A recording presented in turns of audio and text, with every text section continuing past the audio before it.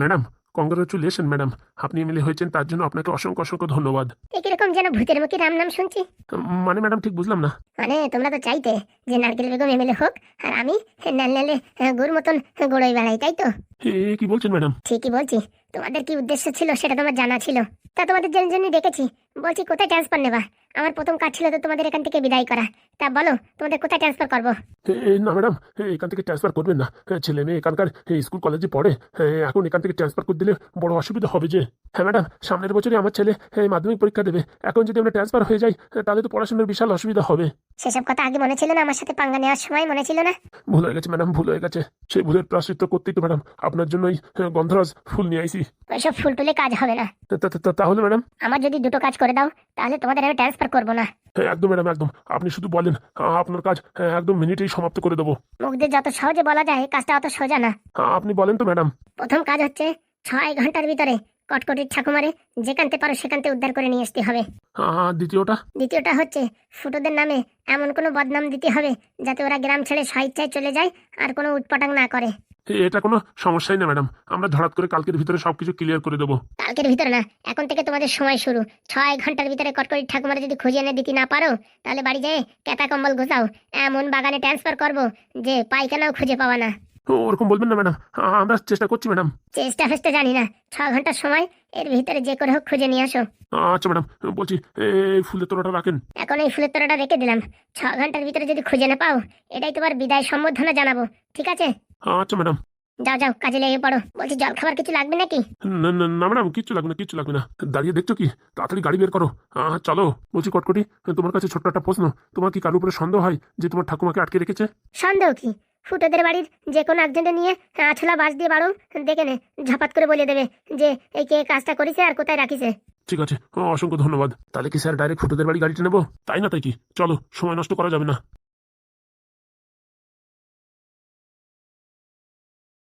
বলছি কটকটি কেমন দিলাম? কি আর বলবো ম্যাডাম, আমি তো কোনো শব্দই বলতে পারলাম না। এত অসাধারণ ডায়লগ আমি জীবনে শুনিনি। আমি নারকেল বেগমের সাথে কাজ করেছি অনেকদিন, কিন্তু এরকম ওয়ার্নিং কাউকে দেয়নি। ওকে 12 ঘন্টা 24 ঘন্টা সময় দেয়, আমি ডাইরেক্ট 6 ঘন্টা সময়। এর ভিতরে যদি কাজ না করে দিতে পারে না, ওনাদেরকে এমন টাইট দেবো আর এমন জায়গায় ট্রান্সফার করবো জীবনে মানে চাকরি করার স্বাদ মিটে যাবে। সত্যি ম্যাডাম, আমি নারকেল বেগমকে ছেড়ে আপনার কাছে আশ্রয় নিয়েছি, আমার কোনো দুঃখ নাই। আমার মনে হয় আমার জীবনটা আপনার জন্য উৎসর্গ করে দেওয়াটাই ঠিক হবে। কারণ কি, এতদিন পরে আমি একটা প্রাপ্য আর কি পজিশন পেয়েছি, যেখানে আমি আর কি আমার সব বুদ্ধি দিয়ে আপনাকে জয়ী করে তুলবো। তুলবে মানে কি, তুলেছো তুমি। আর যাই বলি ম্যাডাম, ওই কিন্তু দাদাবাবুকে কিন্তু মাথার উপরে উঠতে দেবেন না, তাহলে কিন্তু একদম নির্ঘাত পতন অনিবার্য। আরে তুমি চুপ করো, তুমি খালি দেখবে এখন আমার খেলা। বলছি ফড়িং, স্যারের ছেলেকে কিন্তু দেখবি ভালো করে, ও যেন কোথাও চলে না যায়, ঠিক আছে? আর কোনো বাদরামি না করে। ও নিয়ে ফুটে তুমি টেনশন করো না, ওরে আমি ছোটখাটো করে টেনশন দিচ্ছি। টেনশন দিচ্ছিস মানে? ওই থরে থরে ভুলে হয়ে গেছে, ওরে আমি ছোট ছোট করে ট্রেনিং দিচ্ছি যে জীবনে কি করে বাঁচার পথ বেছে নিতে হয়। সেটা আবার কিরকম? ও পরে একসময় বুঝাই দেবানি। বলছি এখন যে কাজে যাচ্ছ সে কাজে যাও। শোন, আজকে বিকেলেই চলে আসবো, আমরা যতই রাত হোক, বুঝতে পারিস? ওই আর কি পাদুর আজকে সমস্যাটা মিটাই দিয়ে আসতে হবে। ওদের গ্রামে মিটিং ডাকিছে তো, ওখানে গিয়ে সমাধানটা করে দিয়ে চলে আসতে হবে। বলছি নারকেল বেগম ম্যাডামও যাচ্ছে নাকি? না না, ওনার মন মানসিকতা ভালো নেই, তাই ওনারা ডাকিনি। আমরাই মোটামুটি যেভাবে পারি সেভাবে আর কি সমাধানটা করে দিতে হবে। আচ্ছা ঠিক আছে, তোমরা যাও, কোনো টেনশন নেই। রান্নাবাড়ি সব রয়েছে, ঠিক আছে? ভাইপো, আসি তাহলে, হ্যাঁ? কোনো টেনশন করো না, আমরা বিকেলের ভিতর চলে আসবো। আমার কোনো টেনশন নেই, তোমরা রাত্রি আসলে টেনশন নেই, হ্যাঁ কালকে আসলে কোনো টেনশন নেই। আমার কাছে এই ফড়িংটা আছে তো, বাস আমার এই ছোট ছোট করে ট্রেনিং দিচ্ছে। সে কি ট্রেনিং দিচ্ছে সে পরে দেখবানি, এখন একটু ব্যস্ত আছি তো, ঠিক আছে? আসি। আচ্ছা টেনশন নিয়ে না ফুটো, আমি আছি তো। এটা আবার কি ট্রেনিং দিচ্ছে তা কে জানে, এখন এসব দেখার সময় নেই। আমার জন্য সবাই অপেক্ষা করে আছে, এদের আবার না বলে গেলে এবার জ্বালা আছে।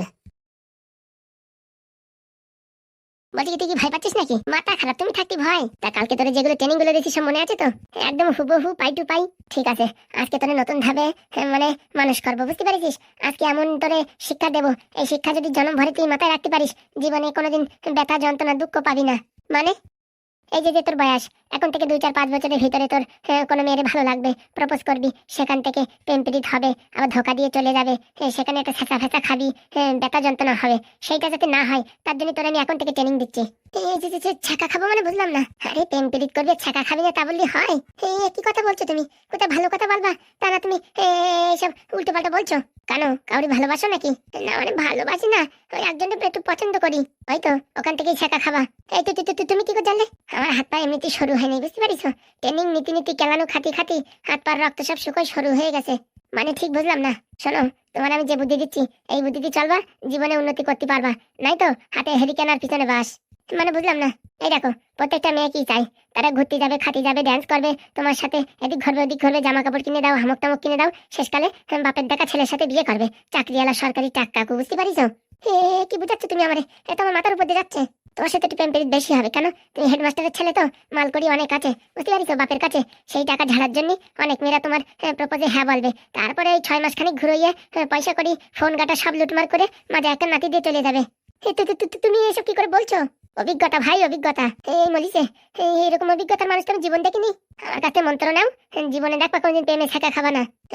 বলো দেখি, কোনো মেয়েরে তো যদি প্রপোজ করিস, সেই মেয়ে যদি হ্যাঁ বলে, ঠিক আছে, এই কদিন কথাবার্তা বলে মোটামুটি প্রেমটা একটু মাকো মাকো করবি, তারপরে ঝপাত করে পরের দিন ফোন করে বলে দিবি ব্রেকআপ। মানে এটা কিরকম বুঝলাম না। এটা হচ্ছে আইজাক নিউটনের সূত্র। এ বাবা, হ্যাঁ এবার কি সূত্র? হ্যাঁ, প্রত্যেকটা মেয়ে ছেলেরে ধোকা দেয়, তার জন্য মেয়েরা ধোকা দেওয়ার আগেই তুই ঝপ করে ধোকা দিয়ে ব্রেকআপ বলে দিবি। তারপরে তারপরে মেয়েটা সারা জীবন ধরে ভাববে, আমার মতন মেয়েরে ওইরকম একটা ছেলে ব্রেকআপ বলে জীবনে সম্পর্ক নষ্ট করে দিল কেন। এই ভাবতি ভাবতি ওই মেয়ের বুঝছিস বয়স হয়ে যাবে, বাড়িতে বিয়ে থা দেবে, আর কেউই ধোকা দিতেও পারবে না, আর কোনো দুঃখ কষ্ট দিতে পারবে না। তাতে আমার লাভ কি হলো? ওই শালা তোমার বাপ যে বিষয় সম্পত্তি জমা করে রেখে গেছে, সেসব তো তুমি সব উড়াই দেবা, বুঝতে পারিস? বলছি কি, সে উড়োই না উড়োই, প্রেম ভালোবাসা হোক আর না হোক, টাকা পয়সার কথা যখন উঠিছে, তোমার কাছে আরেকটা আমি ট্রেনিং নিতে চাই। বলো। বলছি এ কথা কেউই বলবা না তো? না না, বলো। বলছি যখনই আমার বাপের পকেটেতে টাকা ঝেড়ে দিই না, ওই বিকেলের ভিতরে বা তারপর দিন সকালের ভিতরে ধরা খেয়ে যাই। কেন বলো তো? তোমার বাপ হচ্ছে 1 নম্বরে কিপটে, কোথায় 50 পয়সা রাখিছে 5 বছর আগে, তাও মনে আছে, বুঝতে পারিস? আর তুমি পকেটেতে 500 টাকা 1000 টাকা ঝেড়ে দেবা, তো ধরা খাবা না? তো এর কোনো উপায় নেই? উপায়টা আছে, তার বাপু তুমি পারবা না? বলো না, আমি পারবো, বলো বলো। তোমার বাপের একটা কমজোরি খুঁজে বের করতে হবে, তারপরে যখনই টাকা ঝাড়বা, তোমার খিস্তি মারতে যাবে, তখন বালবা কি বলিয়ে দেবো কিন্তু, বাস চুপ হয়ে যাবে। এই করে করে তুমি কিন্তু অনেক টাকা ঝাড়তে পারবা। আরে বাবা, আমার বাপের কোনো কমজোরি নাই, আর টাকা ঝাড়া। আর আমার বাবা যদি একবার কিছু নাও বলে, পরের বারেতে টাকা পয়সা পকেটেই থবে না। তাহলে কোথায় থবে? ওই চন্দ্রগ্রহে থুয়ে আসবে টাকা, তবু পকেটে থবে না। আমার বাপরে তুমি চেনো? ও কি জিনিস সেটা আমি একটু একটু জানি, তোমার বাপ বিশাল ডেঞ্জার, কিন্তু চন্দ্রঘরে পয়সা থুয়ে আসবে সেটা আমি ভাবতে পারিনি। ও বাবা, আমার বাবা তো চন্দ্রঘরে ব্যাংক অ্যাকাউন্ট খুলিছে, এখন থেকে নাকি সব চন্দ্রগ্রহে টাকা রাখবে। কি বলো, চন্দ্রগ্রহে ব্যাংক ওপেনিং হয়ে গেছে? বাবা, তুমি জানো না? এই শালা কেলো করিছে, ওই গ্রহে উদ্ঘাটনের দিন আমার নিমন্ত্রণ করলো না যে? সেদিন বিশাল বৃষ্টি তুফান হচ্ছিল তো, তার জন্য তোমার মনে নিমন্ত্রণ করতে ভুলে গেছে। আমি আর আমার বাবা গেছিলাম তো। চন্দ্রগ্রহে গেছিলে? হ্যাঁ, আসার সময় চাঁদের এই যে বড় বড় পাথরগুলো আছে না, সেগুলো হাত দিয়ে ধরে রেখে আইছি। ও মা, কি কথা বলছো? কেন তুমি জানো না? বাবা, এই খবর তো পাইনি আমি। বাড়িতে কেউ আছে? কে? কে ওখানে কথা বলছে? তোর বাপ রে, তোর বাপ। বলছি বাবু, আপনারা এখানে হঠাৎ করে? বলছি ফুটো কোথায় গেছে? ফুটাতে তো এখন বাড়ি নেই, ও একটু মিটিং নিয়ে গেছে। মিটিং মানে? ওই মানে আর কি, আমাদের একটু পারিবারিক ঝামেলা চলছে তো, সেই মিটিং এ গেছে। কখন আসবে? ওই বলো যে সন্ধে হয়ে যাবে। বাড়ির লোকজন নেই? না না, আমরা দুজনই তো আছি। চলো আমাদের সাথে চলো। কোথায় যাবো আমরা? ভালোভাবে বলছি চলো, নাহলে কিন্তু একদম হাতে হাত কড়ি লাগিয়ে টেনে হেসড়ে হেসড়ে নিয়ে যাবো। কিরকম কথা হলো স্যার? আমরা কি অপরাধ করেছি যে আমাদের ডেকে নিয়ে যাচ্ছেন? থানায় খাওয়া দাওয়ার ব্যবস্থা হয়েছে, তাই তোমাদের ডাকা হচ্ছে। খাওয়া দাওয়ার ব্যবস্থা মানে কোনো কারোর অন্নপ্রাশন বা মুখে ভাত নাকি? হ্যাঁ, সেরকমই মনে করো। আমরা খাবো না, আমরা যাবো না। খাবো না যাবো না বললে তো হবে না, যেতেই হবে। কিরকম কথা? আমাদের ইচ্ছে, আমরা যাবো না তাই আবার খাবো না, আমরা যাবো না। ভালোভাবে যাবি না? দুইজনে কিন্তু এখানে একদম কপালে পুরো একদম গদি করে দেবো। চলেন। তাড়াতাড়ি গাড়িতে ওঠ। বলছি স্যার, আমার না বিশাল পাতলা পায়খানা হয়েছে, আমি না গেলে হয় না? ঠিক আছে, ওটা নিয়ে যাচ্ছি, আর তোর এখানে কপালে 3টে ঠাসাই দিয়ে যাচ্ছি। না না স্যার, চলেন স্যার, চলেন। তাড়াতাড়ি গাড়িতে ওঠ। হ্যাঁ স্যার, চলেন স্যার। দরজাটা খোলো তো। আগে স্যার, একদম পালানোর চেষ্টা করবি না, পালানোর চেষ্টা করলি না পায়ে কিন্তু একদম গুলি করে দেবো। না না স্যার, আমরা কোথায় যাবো? আমরা সরল সিজা মানুষ, আপনি যা বলবেন তাই শুনছি। তাড়াতাড়ি গাড়িতে গিয়ে বস। বলছি স্যার, ছোট মুখে বড় কথা, জানতে পারি কি আমাদের অপরাধ কি? তোদের কোনো অপরাধ নেই, ওই যা ফুটো অপরাধ করেছে তার জন্য তোদের এখন আমি হাজতে নিয়ে যাই ভর্তি রাখছি। ওরা আসবে, ও ভর্তি হবে, তোদের ছাড়াবে। মানে ঠিক বুঝলাম না। তোমার এখন বুঝাতে যে আমার পাঠশালা খুলতে হবে, ঘন কথা না বলে তাড়াতাড়ি হাঁটো, নয়তো কিন্তু একদম ছাড়ছাড় করতে করতে টেনে নিয়ে যাবো। না না স্যার, ঠিক আছে, যাচ্ছি। হয়তো নিয়ে গিয়ে ভালো করে চমচমি দিলে সব গল করে বলে দেবে এই মালটা নতুন এসে কোথাতে এসে কে জানে, আর একটা ছেলে পেলে কোথাতে ধরে নিয়ে আসে কে জানে। ফুটোর নামে ছেলে ধরার কেসও দেবো। আমরা একটা জ্বালায় পড়েছি না বলার বাইরে, আর এমন একজন মানে এমএলএ হয়েছে না, এখন আমাদের হাড়গুলো সব এক জায়গাতে আরেক জায়গায় করে ছাড়বে, আর ভাল লাগে না। শুধু শুধু আমার উপর চেঁচামেচি করছো কেন? পুরামুখ মিনছে তুই কি বলেছিস সেদিনকে আমার কাছে 30,000 টাকা নেওয়ার সময়? হ্যাঁ, এক সপ্তাহের ভিতর টাকা ফেরত দেবো। হ্যাঁ, আজকে কদিন হলো, সে টাকার খবর কই? আরে বাবা, টাকাটা তো তুমিই তো দিয়েছো তোমার ছেলেরে, হ্যাঁ তা ফিরিয়ে দেবে তো? হ্যাঁ হ্যাঁ, বৌমা টাকাটা পেলেই তো দেবে। বৌমা 1 তারিখে টাকা পায়, আজকে কয় তারিখ? আজকে 8 তারিখ। হ্যাঁ, মানে 7 দিন হয়ে গেছে, সে টাকার কোনো হদিশ নেই। তাই তো, আজকে তো 8 তারিখ। কেন, এতদিন কি চুল্লু খায় উল্লু হয়ে পড়েছিল নাকি? আরে গিন্নি, এত চেঁচামেচি করলেই হয়? যে কোনো একটা জিনিস শান্তভাবে কাজ করতে হয়, তুমি অত অধৈর্য হয়ে না। ছেলেরে বাড়ি এসে দাও, ওর কাছে জিজ্ঞেস করে দেখবানি কি দেখি হয়েছে। দেখো, মঙ্গলসূত্র কিনে দেবো সেই কথা বলে আমার কাছে টাকা নেছো। এখন যদি টাকা ফেরত না পাই আর মঙ্গলসূত্র যদি না পাই না, বলে দিচ্ছি এই আমি এখনই অ্যাডভার্টাইজমেন্ট দেবো যে তোমার কিডনি খুলে বিক্রি করে দেবো। আরে গিন্নি, তুমি ছোট্ট একটা কথা নিয়ে কত দূর থেকে কত দূর গড়াগড়ি করছো বলো দেখি। ছোট্ট একটা কথা? হ্যাঁ, সারা তিল তিল করে লক্ষ্মীর ভান্ডার জমাই করে 30,000 টাকা গোছাইছি। আরে বাবা, টাকা তো কেউ খেয়ে ফেলে নাই, বৌমা নেছে। বৌমার এখন মান্থলি 30,000 টাকা পেমেন্ট, বুঝতে পারিস? ঝপাত করে তোমার টাকা ফেরত দিয়ে দেবে না, ওইসব কথা বলিও না। যদি না টাকা ফেরত দেয় তখন দেখবি তোরা আমি কি করি। মা, ও মা। এই যে তোমার ছেলে আছে, তার কাছে শোনো। বলছি মা, কিছু খাবার দাবার আছে? আমি একটু বেরোবো, আসতে একটু রাত হবে। এই যে এই যে লাট সাহেব, কোথায় যাচ্ছ শুনি? কাজ আছে, তোমার মতন বাড়িতে দিন ভরে বসে থাকি না। কথাবার্তা ঠিক করে বলবি কিন্তু, বলে দিচ্ছি। আরে কথাবার্তা কি? বলছি তোর ওই মা 30,000 টাকা নিছিলি, সে টাকা তো দেওয়ার কথা, এখন তো দিদি না যে। আরে বাবা, এদিকে আমাদের ঝামেলা যারা বাঁচতেছি না, আর তোমার 30,000 টাকা? কি বলি তুই, কি বললি? আরে বলছি মা, ও টাকা তো দিয়ে দেবে। ওই ওই তোমার বৌমার ওই কাজের জন্যই তো আর কি মোটামুটি দৌড়াদৌড়ি হুড়োড়ি করতে হচ্ছে, অনেক টাকা পয়সা খরচা হচ্ছে। ওই এখন 30,000 না, মাসে 50,000 করে দেবে। কি বলছিস? হ্যাঁ, তার জন্য তো দৌড়াদৌড়ি করছি। 50,000 টাকা মাসে? মানে 2 মাসে আমার ওই মানে মঙ্গলসূত্র হয়ে যাবে, তাই তো? আরে মা হ্যাঁ, মঙ্গলসূত্র কেন, সব কিছু হয়ে যাবে। একটু ধৈর্য ধরো, টাকা পয়সা খুঁজতেও যাবে না। তোমার বৌমা ফালতু পয়সা 1 টাকা খরচা করে না। আমি এই একটু খরচা করলেও তোমার বৌমা 1 টাকা খরচা করে না, সব টাকা পেয়ে যাবা। সত্যি বলছিস তো? আরে বাবা, সত্যি না তো মিথ্যে কথা বলবো নাকি? হ্যাঁ, 50,000 পাবে তালি? 100%। অগিনি, ঘরে কি আছে খাতি দাও, ছেলে এখন কাজে বেরোচ্ছে। ওই দেখ, মিষ্টান্ন আছে, একটু মুড়ি দিয়ে খা। ওই মিষ্টান্ন ফিষ্টান্ন আমি খাবো না, অন্য তরকারি কিচ্ছু নাই।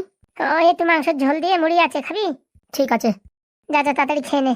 আর ওই মিষ্টান্ন আছে, তোর ইচ্ছা, যেটা ইচ্ছে সেটা খা। না না, মিষ্টি মিষ্টি খাবো না, আমি ওই মাংসের ঝোল দিয়ে মুড়ি দিয়ে খেয়ে যাচ্ছি। তো বলছি বাবা, কতদিন পরে তো টাকাটা পাওয়ার সম্ভাবনা আছে?